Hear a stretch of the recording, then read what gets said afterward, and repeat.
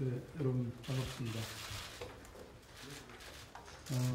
오늘은 지난해 노동존중특별시 서울 2016년 추진 계획 1단계에 이어서 2단계 발전 계획을 말씀드리려고 합니다.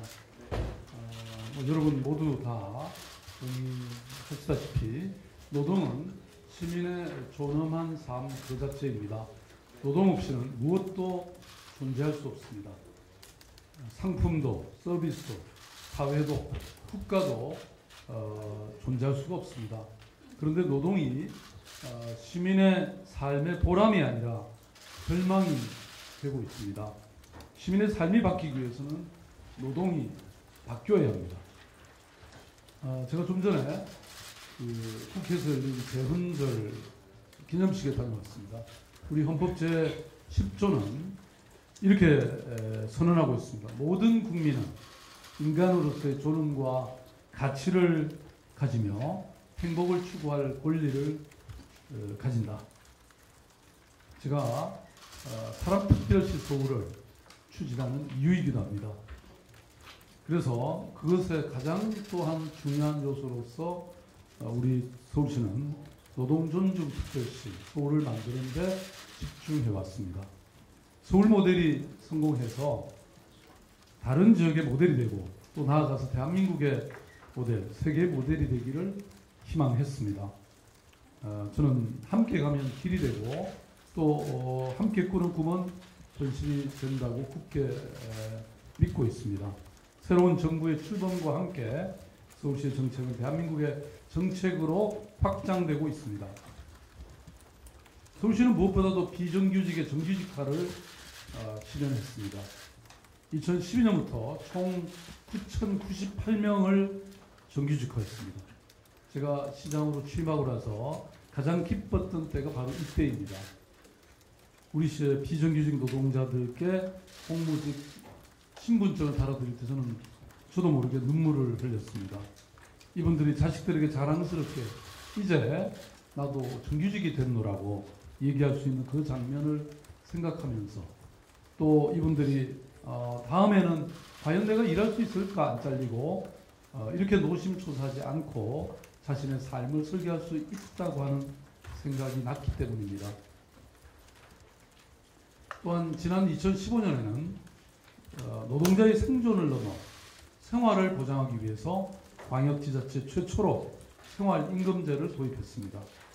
생활임금 적용 범위는 계속 확대될 것입니다. 또 서울시는 대한민국 최초로 노동자가 경영에 참여하는 노동이사제를 도입했습니다. 올해 1월에 제1호 노동이사제를 선임했고 현재 7개 투자 출연기관의 도입을 완료했습니다. 이것도 대한민국의 최초로 있는 일입니다. 다음으로 서울형 노동시간 단축 사업도 추진하고 있습니다. 장시간 일하는 관행에서 벗어나서 법에서 정한 주 40시간을 지키면 노동자의 삶의 질과 또 일자리 창출이라는 두 마리의 토끼를 한꺼번에 잡을 수가 있습니다. 우리 모두가 꿈꾸는 저녁 있는 삶을 실현할 수 있는 계기가 될 것입니다. 노동권익 사각지대도 해소하고 있습니다. 노동권을 지키고 노동자의 환경을 개선하는 인프라 확충 사업은 계속 넓어지고 있습니다.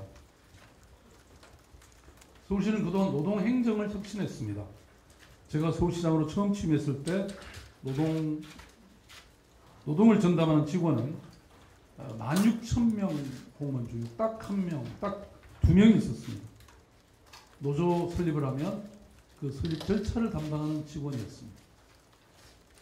그러나 지금 서울시 600만 노동자의 삶을 존중할 수 있도록 노동정책과를 만들고 이제는 일자리 노동국으로 확대했습니다.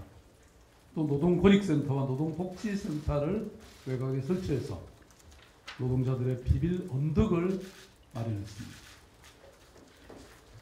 노동존중특별시 서울은 전국 곳곳에서 노동존중 대한민국으로 확대 발전해가고 있습니다.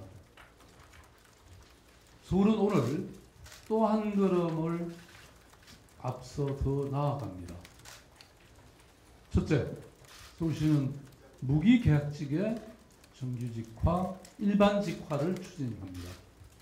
서울시 산하투자 출연기관 내에 무기계약직, 이른바 중규직이라고 하는 무기계약직 2,440명 모두를 완전히 정규직화하겠습니다. 정규직과 유사 업무를 수행하는 전문직 무기계약직은 기존 일반 직군으로 통합합니다. 청소, 시설 관리 용역 등 업무는 별도 직군을 신설해서 정원 안으로 운영하겠습니다. 사실 이 의미를 저도 정확히 몰랐습니다. 여러분, 이런 겁니다. 지금도 정규직화를 많이 했습니다. 그러나 정원 외로 운영되고 있습니다. 그동안 행정자치부의 지침이라든지 또는 여러 법령 때문에 정원 안으로 포함시킬 수가 없었습니다. 그러다 보니까 승진이라든지 또는 복지라든지 처우라든지 이게 일반 정규직과 비교하면 차별이 있었습니다. 근데 이번에 서울시가 취하는 이 조치에 따르면 이제는 신분이 같아집니다. 중규직이라고 하는 신조어가 사라질 수 있도록 또 노동의 처우의 합리적인 기준을 마련하겠습니다. 눈 가리고 아웅하지 않겠습니다. 아랫돌 빼서 윗돌 되지 않겠습니다. 무늬만으로 생색 내서는 안 될 일입니다. 노동의 문제는 바로 우리 시민의 삶의 문제이고 인간으로서의 존엄과 가치에 해당되는 문제이기 때문입니다. 서울은 대한민국 수도로서 좋은 변화를 공유할 책임이 있습니다. 서울시 산하기관을 넘어서 민간에도 비정규직의 정규직화가 확산될 수 있도록 중앙정부에 적극 건의하겠습니다. 둘째, 2019년 생활임금 1만 원을 확정하겠습니다. 서울시는 노동자의 생존을 넘어 생활을 보장합니다. 2018년에는 9,000원 수준까지 인상할 예정입니다. 2019년이 되면 그야말로 생활임금 1만 원의 시대가 열리게 됩니다. 셋째, 노동이사제를 전면적으로 도입하고 추진하겠습니다. 특히 정부의 법령 개정 건의를 통해서 공공과 민간의 노동이사제를 확장하도록 하겠습니다. 넷째, 전태일 복합시설을 조성합니다. 사람이 공간을 만들지만 또 공간은 다시 사람을 만듭니다. 청계천 수표배 인근에 노동 존중 문화의 상징으로서 전태일 노동 복합시설을 조성합니다. 전태일을 기념하는 시설도 넣고 또 노동 관련 기관들이나 단체들의 입주도 이루어질 것입니다. 시너지 효과가 나타날 것입니다. 1970년 11월 13일 전태일 열사가 바로 이 자리 부근에서 군신했습니다. 그로부터 48년이 되는 해입니다. 내년 상반기 개관을 목표로 지금 수선 작업을 하고 있습니다. 다섯째, 노동권 보호에 더 집중하겠습니다. 노동조사관을 신설해서 공공부문의 취약노동자 보호, 또 노동권익 침해 조사 그리고 개선, 권고를 담당하게 될 것입니다. 또한 민간 위탁 사업장에는 주기적으로 노무관리 컨설팅을 시행하겠습니다. 시설관리직 전반으로 용역 노동자 보호 지침을 적용하겠습니다. 노동권익 침해 지원 체계를 강화하겠습니다. 서울시는 300인 미만 중소사업장에 사적 조정을 지원하겠습니다. 사적 조정으로 노사자치와 분쟁 해결 능력을 강화하게 될 것입니다. 노동권익 침해에 대한 지원 체계가 노동의 문화로 자리 잡게 하겠습니다. 흩어져 있는 노동상담 기관 전화를 노동상담 전화번호 하나로 통합하겠습니다. 바로 376-0001로 통합을 하겠습니다. 노동자뿐만 아니라 사용자, 일반 시민, 공무원까지 맞춤형 노동교육을 실시할 예정입니다. 그리고 마을 노무사회 사업주 컨설팅을 부인 이하 아주 소규모 사업종으로까지 확대해서 고용 노동부와 함께 분업 체계를 강화하는 등 노동 사각지대를 해소하겠습니다. 여섯째, 노동시간 단축 추진으로 일자리 700개를 만들겠습니다. 도랑치고 가재 잡는 일입니다. 초과 근무를 감축하고 또 연차를 활성화해서 이를 통해서 2022년까지 주 40시간, 연간 1800시간대 노동시간 진입이 추진됩니다. 이로 인해서 700개 이상의 양질의 일자리를 창출하게 될 것입니다. 이미 신용보증재단과 서울의료원 2개 기관에 시범 적용하고 있습니다. 노동자의 근무시간은 단순히 사용자의 권리가 아니라 노동자의 권리입니다. 노동시간 단축을 서울시의 모든 투자 출연 기관으로 확산하기 위해서 상반기에 노사 공동 캠페인으로 원하는 때 휴가 가기, 눈치 보지 않고 정시 퇴근, 그리고 유연 근무 확대 등을 실시했습니다. 하반기부터 노동시간 실태 조사 후에 기관별 노동시간 단축 계획을 수립하겠습니다. 내년 2018년부터는 노동시간 단축이 전면적으로 시행됩니다. 마지막으로 7번째, 사각지대에 있는 노동자의 권익을 강화하고 지키겠습니다. 특히 감정노동자의 곁에 있겠습니다. 감정노동보호센터가 올해 3월부터 팀 단위로 설치 운영되고 있습니다. 공공을 넘어 민간 부문까지 감정노동 종사자를 보호하는 정책을 적극 이끌어 가겠습니다. 10대 취약 노동자의 곁에 있겠습니다.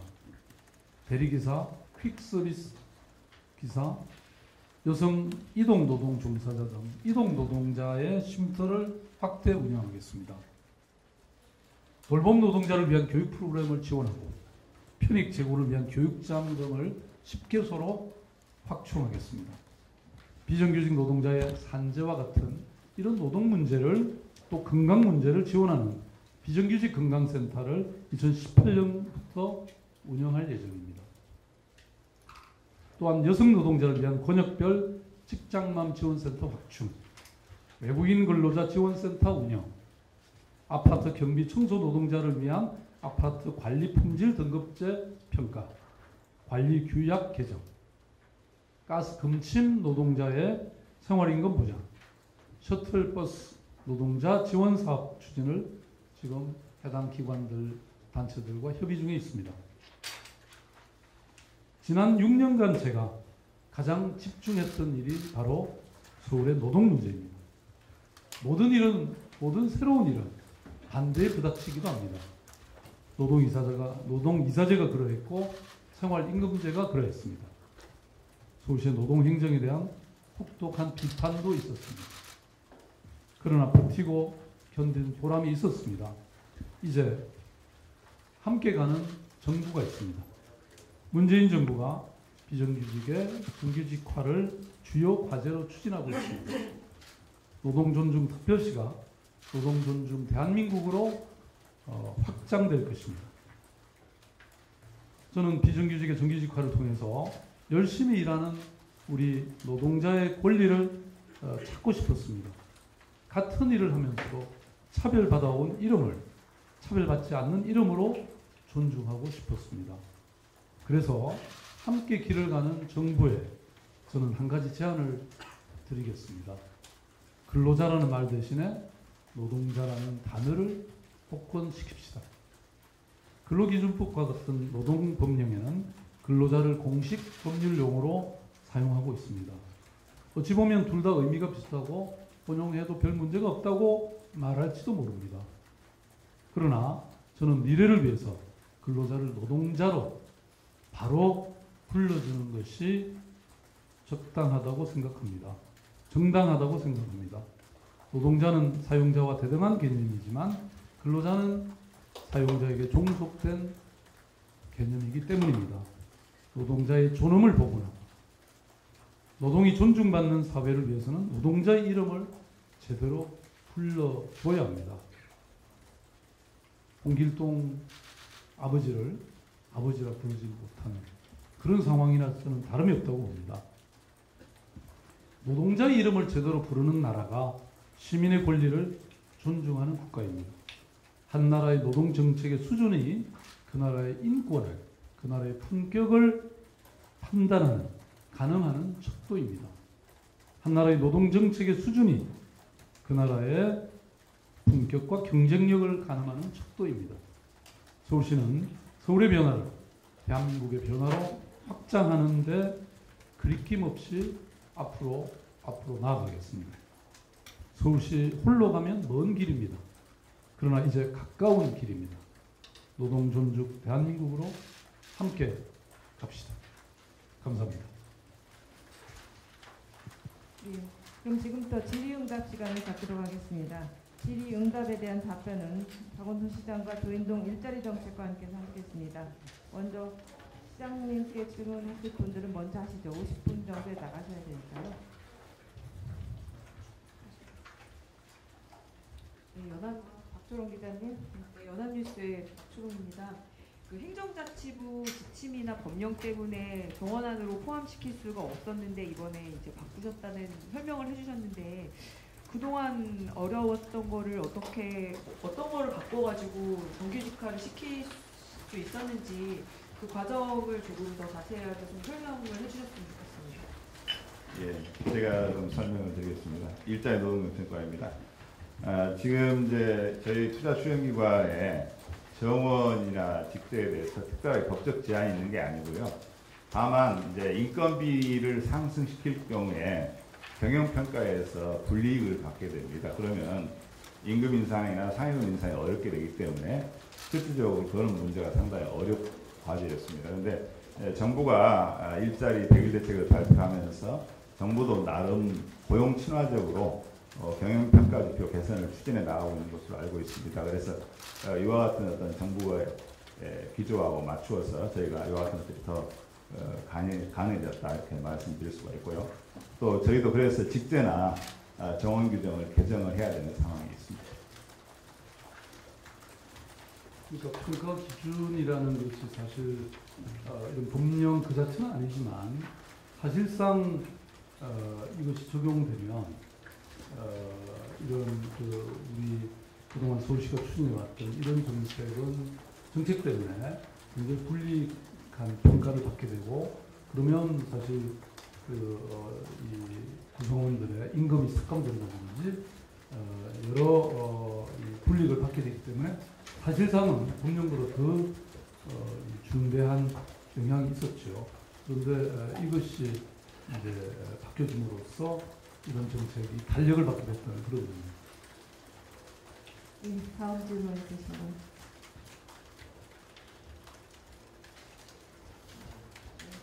정대현 기자님부터.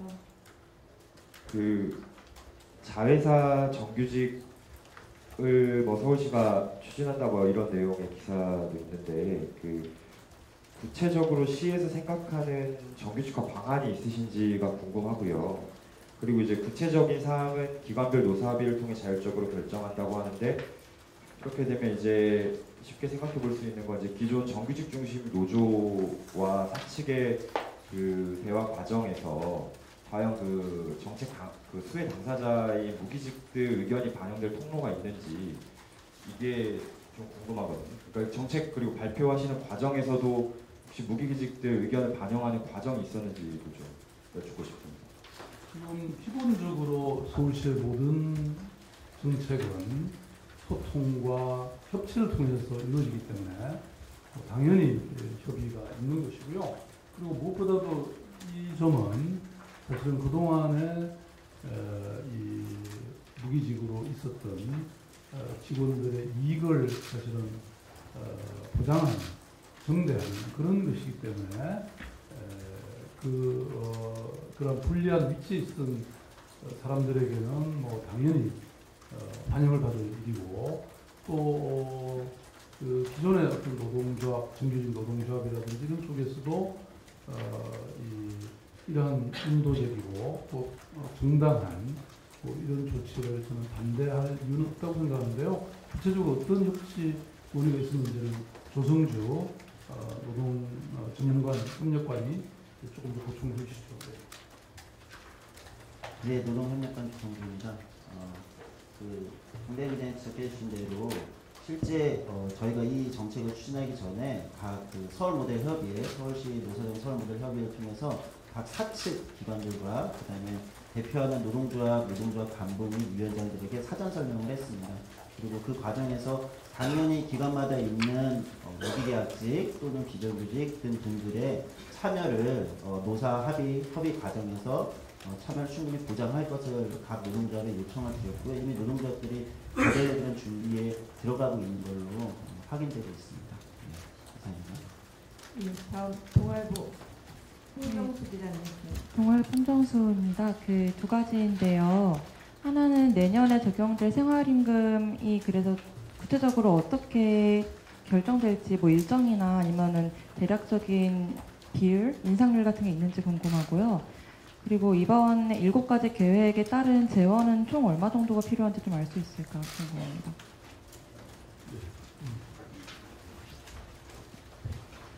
예, 내년도에는 일단 9,000원 수준으로 인상을 추진하고 있고요.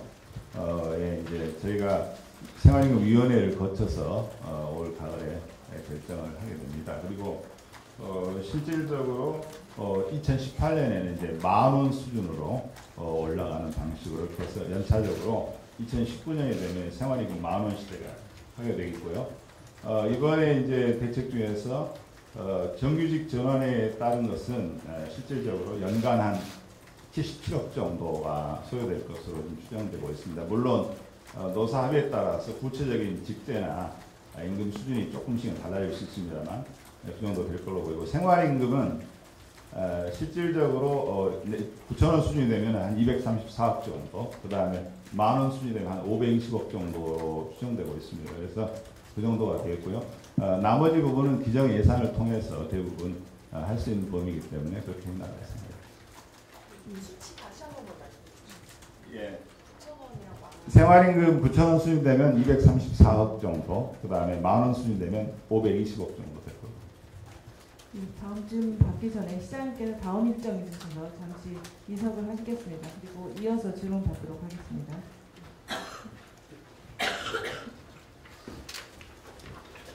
다음 질문 있으신 분? 네, 세계일보 이창훈 기자님. 네, 세계일보 이창훈 기자라고 합니다. 정규직 전환율은 기한은 혹시 정해진 게 있습니까? 그리고 이제 20개 기관, 11개 기관 말씀에서 참여하는데 나머지 기관들은 그 외에 어떻게 또 일정이 있는지 답변 부탁드리겠습니다. 예. 일단 지금 이제 2개 기관이 우선적으로 추진이 돼 있고요. 나머지 기관들도 일단은 내년 초 시행을 목표로 관련 직제나 이런 직군 통합이나 이런 내용들을 진행을 하고 있습니다. 그래서 그렇게 되고 나면 이제 이사회에서 정관이나 직제 규정이 의결돼야 되기 때문에 그거하고 서울시 승인이 필요합니다. 그래서 그런 절차들을 다 정리를 해서 내년 초부터 정규직화가 될 수 있도록 추진해 나갔습니다. 나머지 기관들은 나머지 기관도 마찬가지입니다. 그런 과정을 거쳐서 가게 됩니다. 이번에 11개 말고 그 외에 다른 기타 출연기관들 정규직 전환이라든지 계획이 그건 신설재단들이니까 그 부분은 지금 무기계약직이라고 돼 있는 부분들이 있는 기관들이 말이 되겠습니다. 무기계약직이 없는 데는 신설재단이 아예 없기 때문에.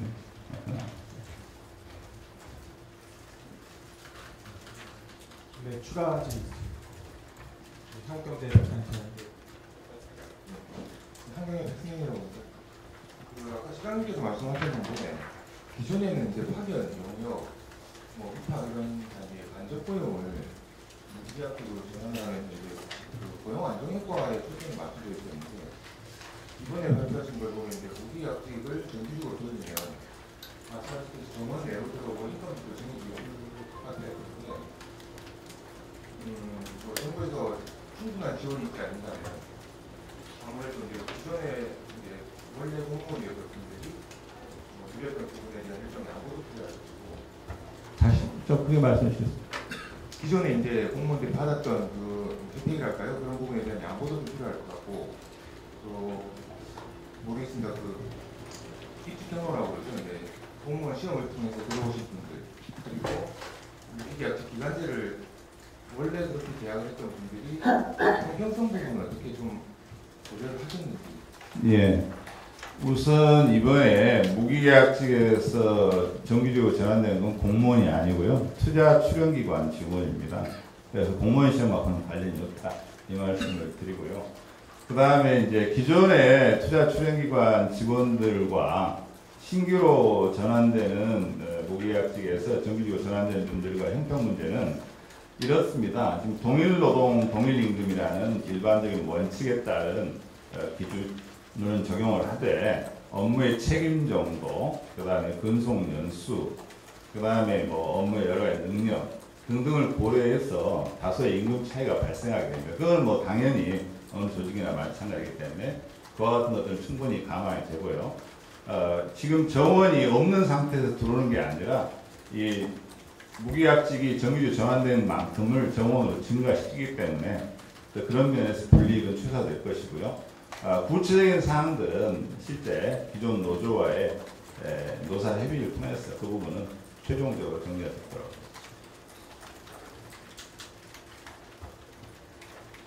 안녕하세요. 중앙일보 홍지윤인데요. 정규직 전환할 때 들어가는 예산이랑 생활임금 인상 시 들어가는 예산 총 일단 9,000원으로 가정을 하고 한 300억 수준이 이미 조성이 된 예산인가요? 앞으로 계획이 어떻게 되실지. 예, 그건 좀 이제 추가적으로 하는데요. 지금 현재 말씀드렸다시피 내년 초 시행을 목표로 하기 때문에 내년도 예산에 반영을 해야 될 상황이 되겠습니다.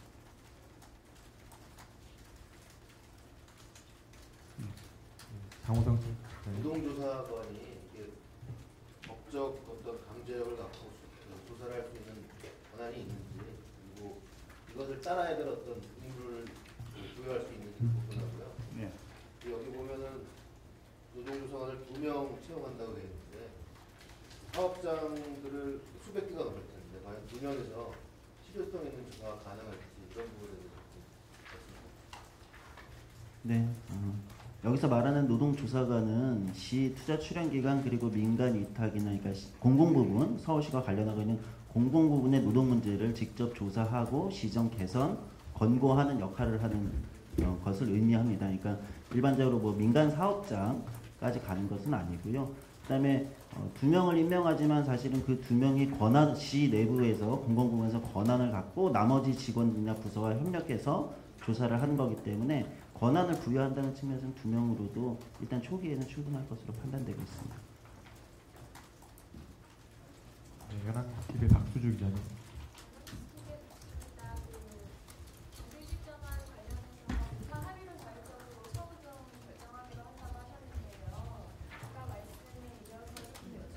노사 합의에 따라서 그러면 기존의 정규직이랑 임금이 좀 달라질 가능성도 있는 건가요?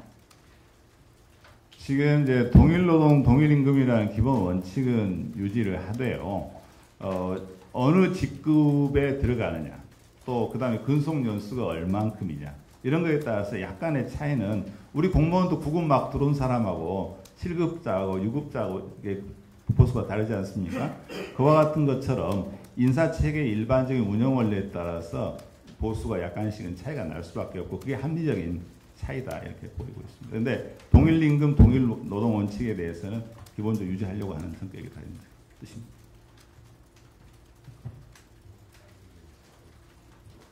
네, 추가 질의 있으십니까?